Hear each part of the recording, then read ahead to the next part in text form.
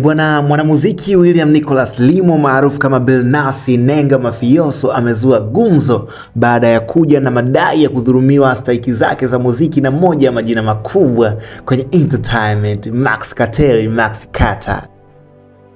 Max Carter ni multi-purpose entertainer na businessman ambaye amekuwa akijihusisha na kupiga picha, management ya wasanii mbalimbali na mtaalamu wa masuala ya mitandao. Leo sasa Juni 13, 2025, msanii Billnass ameshuka na waraka mzito sana kwa umma akidai kudhulumiwa na Max Carter na kudai kuwa si yeye peke yake bali punde watasikika wasanii wengine wakitoa ya moyoni kuhusu uovu wa Max Carter. Ikumbukwe miaka mitatu nyuma Max Carter alishawahi kuingia tena kwenye skendo ya aina hii na msanii Rashid Makwil muite Chidi Benzino.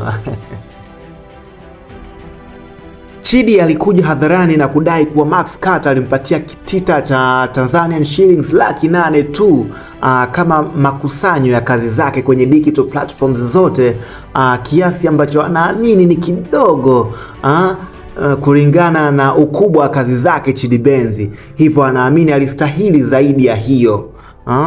Lakini Max Carter alikuja na kukanusha taarifa hizo na kusema kuwa kwa Chidi Benzi aliwekeza kiasi cha zaidi ya milioni 12 za Kitanzania without returns.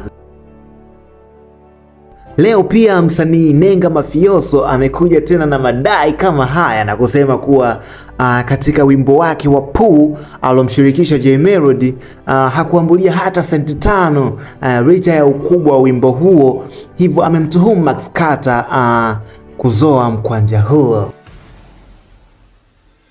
Kupitia ukurasa wake wa Instagram, msanii Billnass muite Nenga ameandika haya: juzi niliandika waraka kuhusu vitu vingi vilivyomo kwenye upande wa pili wa tasnia na sanaa zetu. Lengo sio kuwavunja moyo na kuwakatisha watu wapya au vijana wenye ndoto ya kuingia kwenye tasnia, bali ni kuwakumbusha na kuandaa kukabiliana na ulimwengu wa kweli.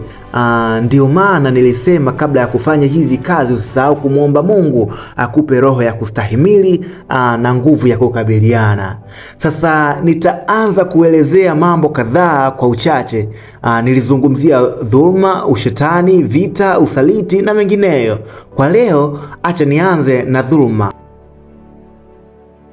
Kuna dhuluma nyingi zinafanywa na wadau, labels, managers, promoters, wamiliki wa media, distribution company